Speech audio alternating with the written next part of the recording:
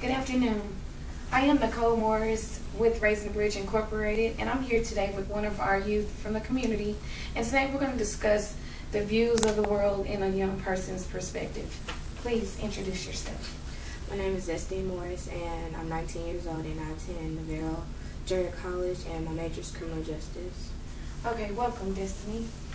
My first question will be, how do you currently view the youth of today?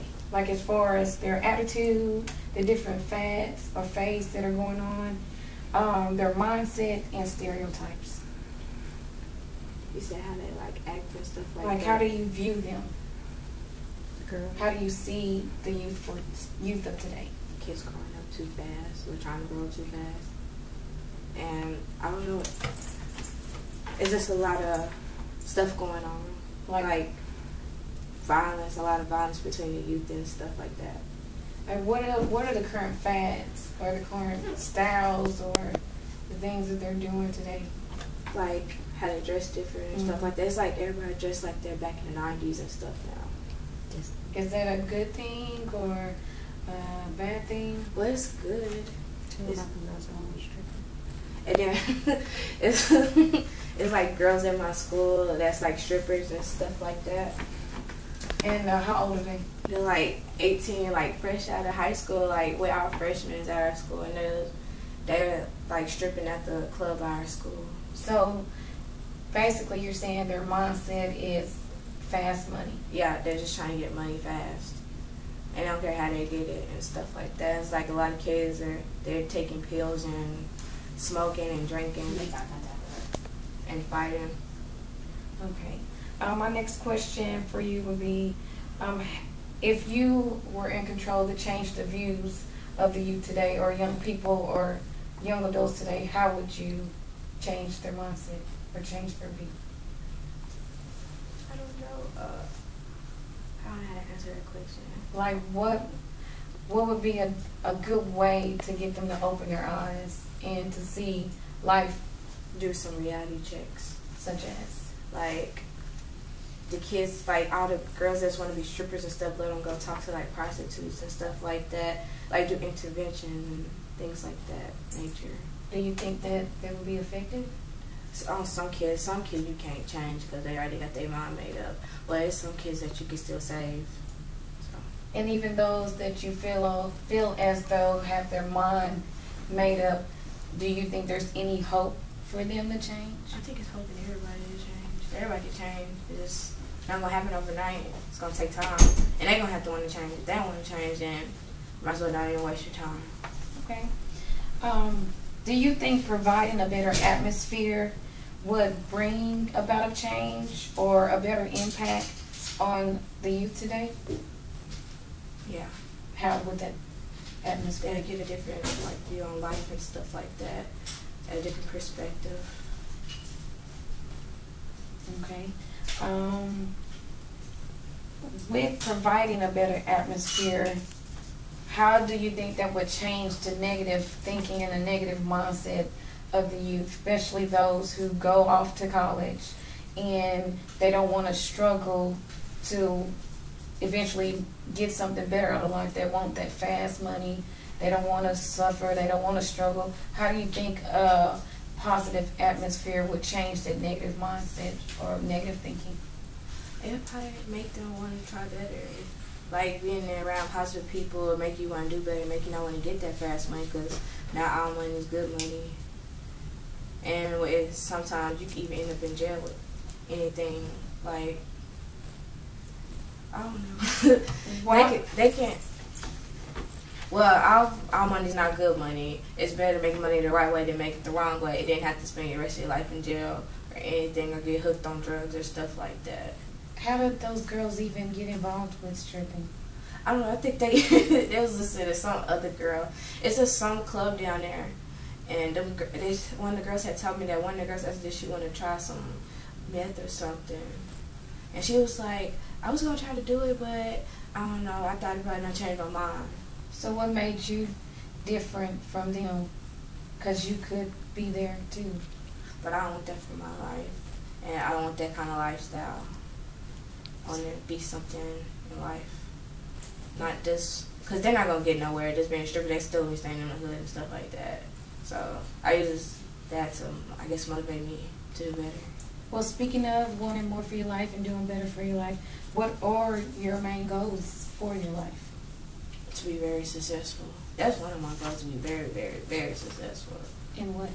Like my career, I'm to be a homicide detective. And what made you choose that field? It's like real interesting.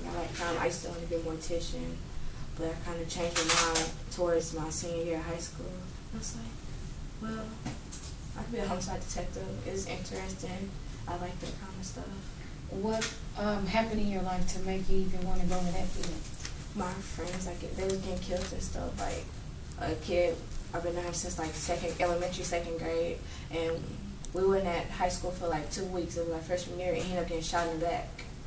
And like, they didn't like try to find out what happened to him or nothing. So I want to help people, like, in case, like, you know, I want to help somebody's mom if their son gets killed. I want to give them that closure. What are your views about a strong support system? Yeah, you have to have a very, very, very strong support system. I think everybody should. Because if you have a weak one, you're going to feel like you can't amount to nothing, and then you don't have nobody to support you. When you have a strong support system, you have people supporting you and helping you and encouraging you to do better. Okay. So you can always use that as motivation that you need to do better so you can make them proud of you. Tell us a little bit about your history, like your background. Well, I was adopted or whatever by my mother, Dorothy Morris. She died when I was in 10th grade, so I moved with my brother, then I moved with my godmom and stuff like that. Okay. So with you being adopted and having your grandmother and then having your brother, do you feel like that kind of helped you to view the life in a totally different way? Yeah, because when I stayed with my mom, I just stayed in Oak Cliff. We didn't stay anywhere like real nice. So then when I moved with my brother, when I moved to Urban, it was like a different atmosphere. I went to school with different kind of kids because I went to school with black kids and Hispanic kids for like a long time. And then I got like it was like a new experience on school with different brands of people. So I liked it. You speaking of living with your grandmother and then living with your brother and now living with your godmother, what brought about all of those different moves? Because you're only, 19? Mm-hmm. So you've been in 3 different places between those years. So what brought about those different moves from this place that, well, I understand that your mother died and then you moved with your brother and then you moved with your godmother. So what brought on the change of the move from your brother to your godmother? I guess I just wanted a mother figure and just wanted to be here closer to her and stuff like that. My brother, he was good, whatever. But, you know, I'm a girl, and I still need that woman around in my life. So he's been daddy, the father figure in my life since forever. So, but you still need that mother figure in your life. And if you didn't have that support system, do you think you would view life differently? Way differently. If I didn't get the opportunities that I've been getting, I'd probably be somewhere pregnant right now. Not even in school, and just living paycheck to paycheck, working at McDonald's probably.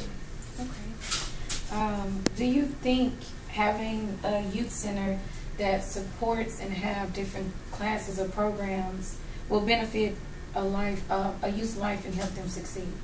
Like, for example, Raising the Bridge has a program called College Prep, and this course or program helps students pick out the right college for them. We help with college applications, financial aid, ACT prep, SAT prep, and also provide college tours for the youth. Do you think courses like that at a youth center would help the youth decide on which way or if college is the way for them to go? Yes, I think that will. What do you think? To give them, like, showing them that they have a better life. Like, if you go to college, you can get, like, you can get this, you can get that, you can get a nice car, you can get a good house, you can have a good job. And what do you think the ultimate goal is to attend college? To better yourself. To get a good education so you can make a lot of money. You could be real successful if you go to college. Mainly just being successful, being very successful. Well, really, those are all the questions I have for you today. Is there anything you would like to add? Are y'all gonna open the youth center in Mesquite, like where at? Well, our plans are to open a youth center here in Mesquite. That's the first place. Yes, Mesquite needs it. There's a lot of gang activity going on in Mesquite. And all the people are coming from the different cities, like from Dallas and stuff. So yeah, they'll need that in Mesquite. As far as gangs, like Crips, Blood. No, like like cliques and stuff like that. So a different type of gang. Yeah. Because back when I was young, it was the Crips against the Blood. It was the Latinos had their gang, and it was much more serious and a whole lot of more violence and a lot of more killing. So when you say the gangs here, like I don't really see a lot of violence, but then, you know, I'm not around the youth, so you say more like cliques. Yeah, like kids always find, like, we stayed by Poteet High School, and it's like a real nice area over there. And like like down the street at the elementary school, they had like a little shootout, like they was shooting in the middle of the day, and I was like, wow, that's crazy. So you wouldn't expect that from Mesquite. Well, our plans is to have the youth center between Kimbrough and Mesquite. So you think having a facility like that in the areas that have, I guess, a lot of gang violence and altercations will better help the community? Yes, but the community has to want to be helped first, though, before you can do anything. Do you think that they are crying out for help? There's some parents that are crying out for help, and some other parents just don't care. So you think it would take more adult participation in order for change? Like more parents helping and stuff like that, because it can't just be you trying to get everybody wanting to do right. You need help. They need a strong support system, so they need more than one person. Okay. Well, thank you, Destiny, for your time. And there you have it. Thank you for watching.